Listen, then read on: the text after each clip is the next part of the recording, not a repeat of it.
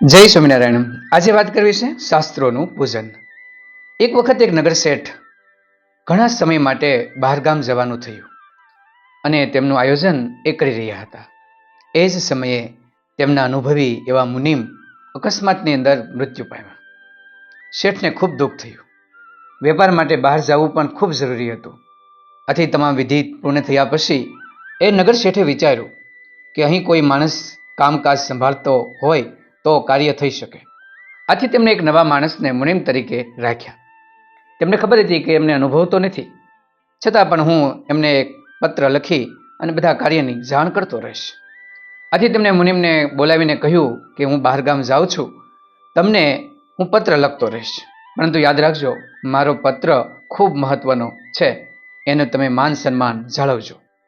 મુનિમ કંઈ વાંધો નહીં, તમે જાઓ, હું વેપાર સંભાળી લઈશ. નગર શેઠ શાંતિથી બહારગામ ગયા. નિયમિત રીતે એ પત્ર લખતા રહ્યા. કોની સાથે કેવો વેપાર કરવો, કેવી રીતે કેવો ભાવ નક્કી કરવો, આ તમામ વિગત એ પત્રની અંદર લખતા અને મોકલી દેતા.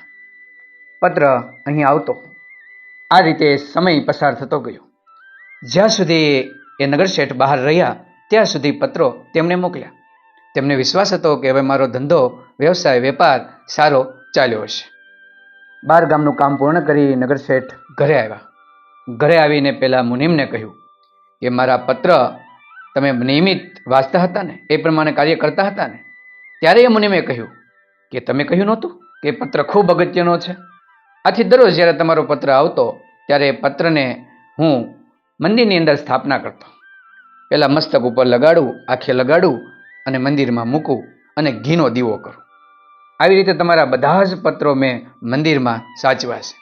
જેમ ભગવાનની મૂર્તિને સાચવું ને, એમ તમારા પત્રોને મેં સાચવ્યા છે. નગર શેઠને ધક્કો લાગ્યો કે શું તમે એ પત્રો વાંચ્યા નથી? ખાલી પૂજા જ કરી છે? હા, તમે કીધું ને અગત્યના છે એટલે પૂજા કરી. અરે ગાંડા, તે તો મારા વ્યવસાય અને વેપાર એને આખો જ ફેરવી નાખ્યો. ફાયદાને બદલે નુકસાન કરી દીધું.